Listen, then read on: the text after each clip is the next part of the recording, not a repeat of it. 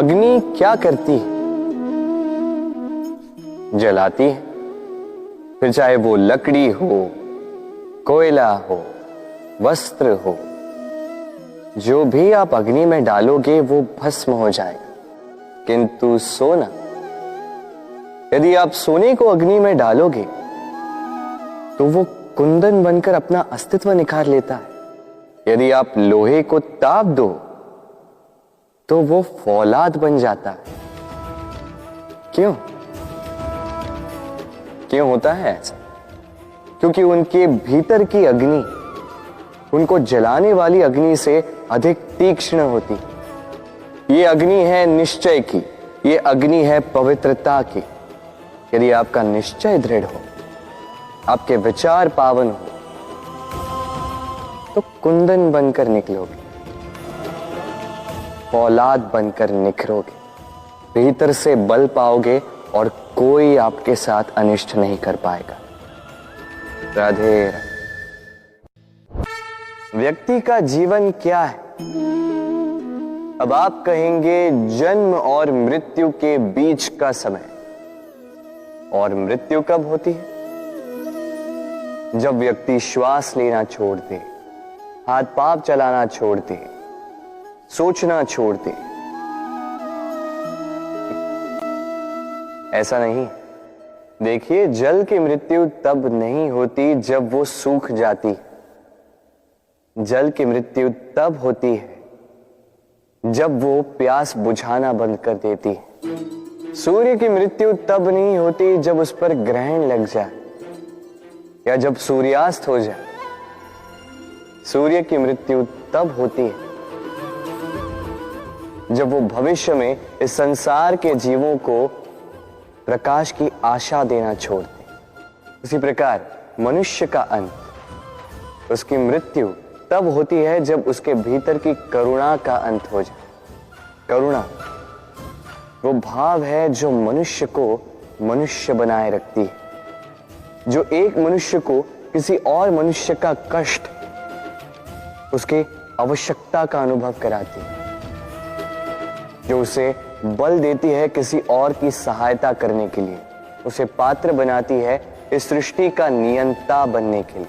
देखिए, इस संसार में मृत्यु केवल एक बार होती, तो उससे पूर्व क्यों मरना? इस करुणा को क्यों मारना? स्वयं को मनुष्य बनाए रखिए, मृत्यु के पश्चात भी जीवित रहेंगे। राधे राधे। मनुष्य में एक बड़ा ही विशेष गुण पाया जाता है, मूल्यांकन करना। क्या महंगा है, क्या सस्ता है। जिसे खरीदने के लिए अधिक धन लगे, अधिक परिश्रम लगे, वो महंगा। जिसे खरीदने के लिए कम धन, कम परिश्रम लगे, वो सस्ता। परंतु क्या यही पूर्णतः सत्य है?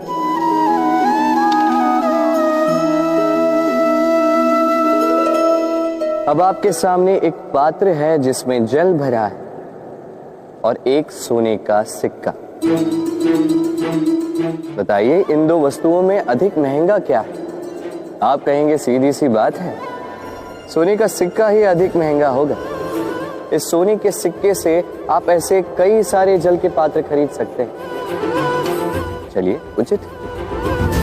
अब सोचिए, यदि आप किसी मरुस्थल के बीचों बीच फंसे, प्यास से तड़प रहे,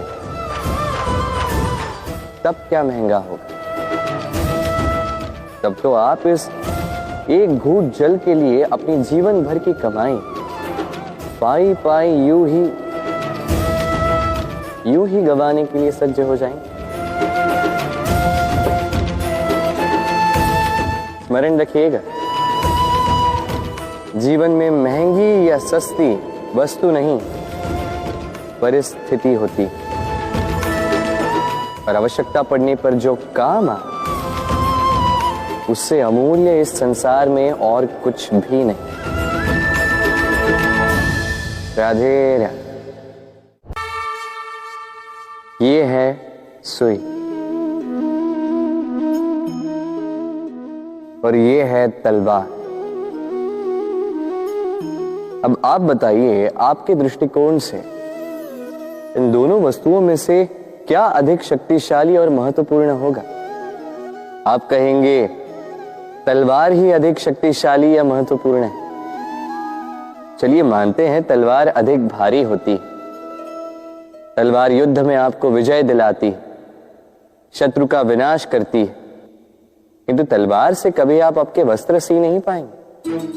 यदि पांव में कांटा चुभ जाए तो उसे आप तलवार से नहीं निकाल सकते, आपको सुई का उपयोग करना ही होगा। अब बताइए, तलवार को पाने के पश्चात ऐसे इस प्रकार सुई को खो देना क्या उचित होगा?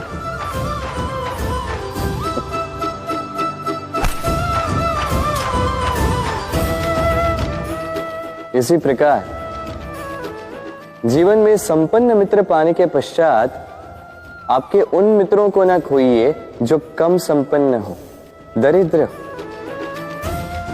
क्योंकि वो आपके साथ तब थे जब आप कुछ भी नहीं थे और आवश्यकता पड़ने पर वही आपके काम आने वाले हैं, संपन्न मित्र नहीं। तो जिससे प्रीत की है उससे मीत निभाई, चित आनंद से जागे। राधे राधे। नदी का जल मीठा होता है, सागर का जल खारा होता है और किसी नाले का जल दुर्गंध से भरा। क्यों? नदी का जल मीठा होता है क्योंकि वो सबको जल देती है, सागर जल लेता है इसीलिए खारा होता है, और नाला उसका बहना रुक जाता है और इसी कारण से वो दुर्गंध पूर्ण हो जाता है, किसी काम का नहीं रहता। हमारे जीवन में भी कुछ ऐसा ही होता है। यदि नदी की भांति जीवन में कुछ देना सीखो तो जीवन में मिठास बनी रहेगी। यदि सागर की भांति बांटने के स्थान पर केवल संचय करते रहो तो मन में खटास बढ़ती रहेगी, और यदि नाले की भांति बहना छोड़ दो, कर्म करना छोड़ दो तो किसी काम के नहीं रहोगे। इसलिए बिना किसी विराम के कर्म करते रहो, और जो कुछ भी आपके पास है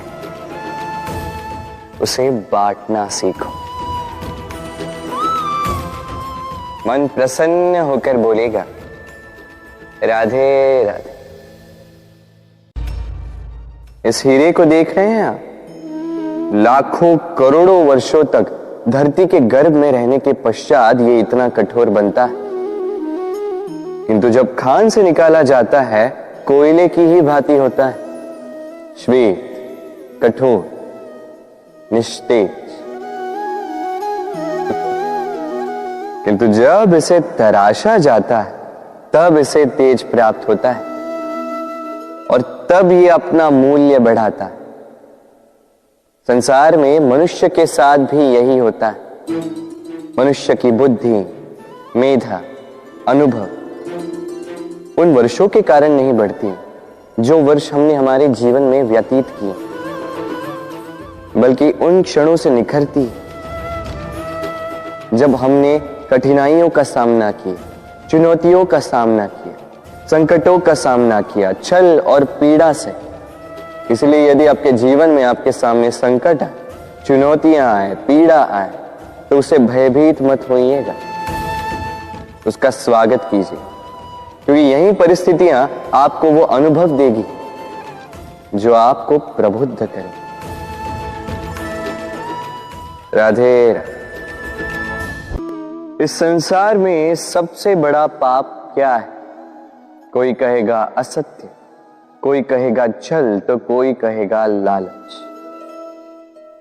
नहीं, संसार में सबसे बड़ा पाप है नारी का असम्मान, नारी का मान भंग करना, क्योंकि ये अपराध केवल नारी के शरीर को ही नहीं, उसके मन और उसके आत्मा पर भी प्रहार करती है। फिर प्रश्न ये उठते हैं कि जिसने भी ये अपराध किया है उसे दंड क्या दिया जाए। फिर कोई कहता है शारीरिक पीड़ा, कोई कहता है मृत्यु दंड। किंतु इस अपराध का दंड निश्चित करने से पूर्व क्या ये जानना महत्वपूर्ण नहीं है कि अपराधी है कौन? अब आप कहेंगे कि सरल सी बात है, वही पुरुष जिसने स्त्री का मान भंग किया। किंतु क्या ये पूर्णतः सत्य है? क्या स्वयं के अपमान के लिए, स्वयं के सम्मान को खोने के लिए कभी कभी नारी स्वयं उत्तरदायी नहीं हो सकती?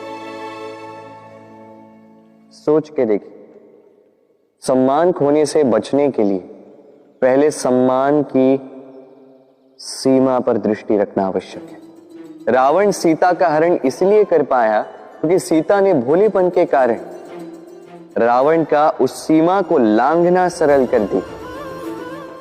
किंतु अशोक वाटिका में उसी सीता को रावण स्पर्श तक नहीं कर पाया क्योंकि उसने रावण और उसके मध्य में तिनके की एक छोटी सी दीवार बना दी थी। जीवन में ना कहना सीखें। यदि कोई आपके सम्मान की सीमा को पार करने का प्रयास करे तो उसे वही रोकना सीखें। आपके ऊपर उठे पहले हाथ को, पहले कटाक्ष को वही रोक देना सीखें।